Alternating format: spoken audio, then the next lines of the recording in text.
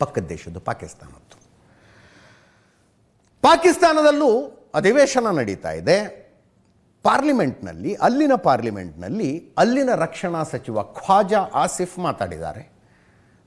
ಸಣ್ಣ ಹೇಳಿಕೆ ಇದು. ಅಮೇರಿಕದವರು ನಮ್ಮನ್ನು ಟಾಯ್ಲೆಟ್ ಪೇಪರ್ಗಿಂತಲೂ ಕಡೆಯಾಗಿ ಬಳಸಿ ಬಿಸಾಡಿಬಿಟ್ರು ಅಂತ.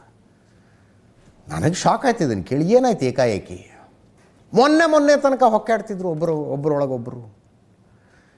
ಏನು ಅವರ ಫೀಲ್ಡ್ ಮಾರ್ಷಲ್ನ ಡೊನಾಲ್ಡ್ ಟ್ರಂಪ್ ಕರೆದು ವೈಟ್ ಹೌಸ್ನಲ್ಲಿ ಡಿನ್ನರ್ ಅರೇಂಜ್ ಮಾಡೋದೇನು, ಅಗ್ರಿಮೆಂಟ್ಗಳಿಗೆ ಸೈನ್ ಹಾಕೋದು ಎಲ್ಲ ನಡೆದಿತ್ತಪ್ಪ, ಎಲ್ಲ ನಡೆದಿತ್ತು. ಈಗ ಏಕಾಏಕಿ ಟಾಯ್ಲೆಟ್ ಪೇಪರ್ಗಿಂತಲೂ ನಮ್ಮನ್ನು ಕಡೆಯಾಗಿ ಬಳಸಿಕೊಂಡು ಬಿಸಾಡಿಬಿಟ್ರು ಅಂತ ಖ್ವಾಜಾ ಆಸಿಫ್ ಮಾತಾಡ್ತಾ ಇದ್ದಾರೆ.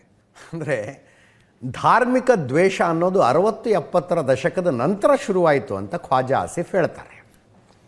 ಧಾರ್ಮಿಕ ದ್ವೇಷ ಇದೆ ಅನ್ನುವುದನ್ನು ಪಾಕಿಸ್ತಾನದ ಗೃಹ ಸಚಿವರು ಅಧಿಕೃತವಾಗಿ ಪಾರ್ಲಿಮೆಂಟ್ನಲ್ಲಿ ಒಪ್ಕೊಂಡ್ರು. ನಂಬರ್ 1.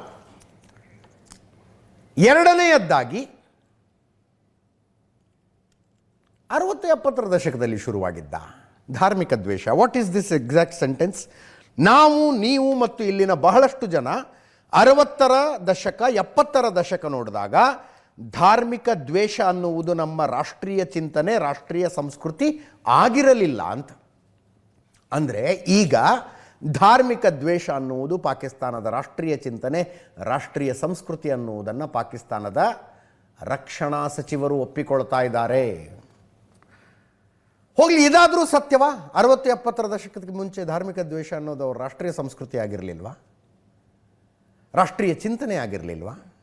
ಅದು ಆಗಿರದೇ ಹೋಗಿದ್ರೆ 2 ನೇಷನ್ ಥಿಯರಿ ಹೆಂಗ್ರಿ ಹುಟ್ಕತ್ತಿತ್ತು? ದ್ವಿರಾಷ್ಟ್ರ ಸಿದ್ಧಾಂತ ಹೆಂಗೆ ಹುಟ್ಕೊಳ್ತಿತ್ತು? ಧರ್ಮದ್ವೇಷವೇ ಅದರ ಮೂಲ ಬೇರಲ್ವಾ 2 ನೇಷನ್ ಥಿಯರಿಗೆ? ಹೆಂಗೆ ಹುಟ್ಕೊಳ್ತಿತ್ತು? ವಿಚಿತ್ರ ಸ್ಟೇಟ್ಮೆಂಟ್ಗಳು.